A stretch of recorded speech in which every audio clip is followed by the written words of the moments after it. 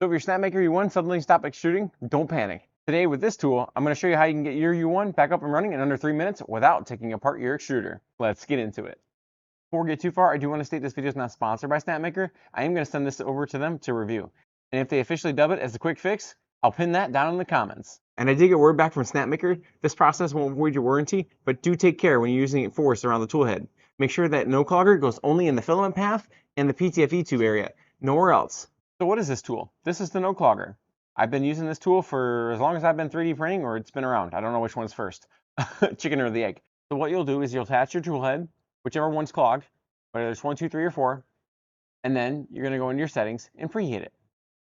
Whatever your filament temperature is, that's what you'll preheat it to. So what did I do next? I take the PTFE tube off the tool head, and then I pull the old filament out. You might have to backtrack the extrusion so that you can get it off of there. So what's next? Well, you're going to take this tool, and I use the T version. I don't use the one with the long handle because you don't get enough force on it. For the T version, you'll slide this down into the tool head, and it should push your filament right out through the bottom. Whatever clogs in your nozzle, it'll get it right out of there. And if it doesn't, well, that's when you know you got to take apart your tool head. That's happened to me once, and I haven't taken apart that tool head yet because I have an extra on hand. But I am going to break that video down, and I'll show you how that works. So over the last 7 months I've been using these printers, I've been using this for all my nozzle clogs, and it really makes sense. It takes me less than 5 minutes to get it back up and running, and I don't have to remove any screws.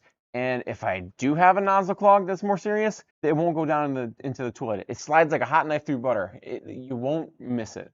If you can't get it to go through, then you got a bigger problem. I actually use this tool on all of our printers, our LO Group printers, our Bamboo printers, our Snapmaker printers.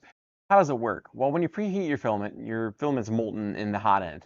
And what this tool does is applies extra force that otherwise the extruder can't. And if that clog, whatever's causing it, is molten enough to actually get shoved through the nozzle, it forces it out.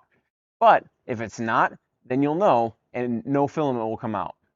And that's when you got to take apart your tool head. So that's how I get my nozzle unclogged in under 3 minutes. So I hope this helps you.